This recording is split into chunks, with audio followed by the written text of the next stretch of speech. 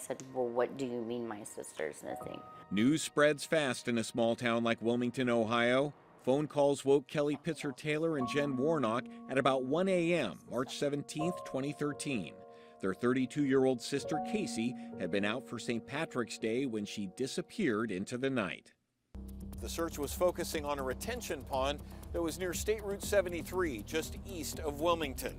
Police reports show that after a night of partying, she had accepted a ride home from two men who told police that she jumped out of their truck here and then crossed this highway towards the retention pond. Casey's sisters say they don't buy it. They say the deep mud in the ditch would have stopped their sister. A big giant ditch, and then you got to go up into a barbed wire fence also. What are your thoughts on that? If she was so drunk like everybody said, then how I could couldn't she get over a make it? fence sober and not have an injury. Those were among many questions swirling around Wilmington the week of the search. The road goes here, her boots were found here, her body was found all clear on the other side. What did she do, take her shoes off and dive in the water?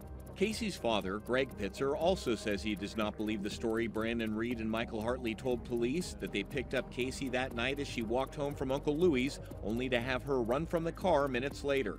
And police were also skeptical. Former Wilmington police detective Scott Baker. The statements didn't make a lot of sense. So while search crews dragged the pond for Casey's body, police continued to question witnesses, including Hartley and Reed. The men agreed to polygraph tests. During the tests, when they denied withholding information about Casey Pitzer's disappearance, Hartley's test came back with the examiner rendering no opinion, but Reed's test came back showing deception. 4 days later, after partially draining the pond, Casey's body would surface. It was, very painful. Eric Haig and Casey had ended their 9-month relationship the night before she went missing. As he and the rest of the city mourned her death, the police continued their investigation. While they waited for the results of the autopsy, police obtained court orders for cell phone records for Casey and all the witnesses. They pored over the surveillance videos from bars and parking lots. They continued interviewing witnesses. But when the autopsy results came back a month later, they showed Casey had no signs of rape, strangulation, or assault. The reports showed she had been intoxicated and she drowned.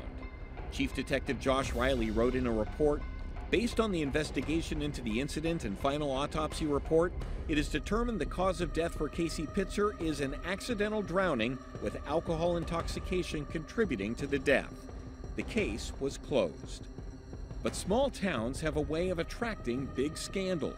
The Ohio Attorney General is looking into claims of sexual misconduct and excessive force. The chief detective in Casey's investigation, Josh Riley, was one of 3 Wilmington officers who in 2019 found themselves in hot water. Riley ended up pleading guilty to dereliction of duty, which made Casey's father wonder whether his daughter's case may have been mishandled.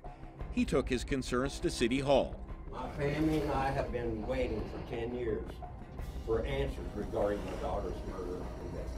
Casey's dad would show up every week, no longer satisfied with case closed.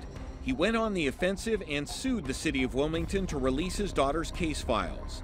While he won the case, what he found would destroy his confidence in anyone who touched his daughter's investigation. I want the people that's responsible for this in prison. You can always find our stories here on YouTube, but go ahead and click subscribe to get notifications and stay in the know.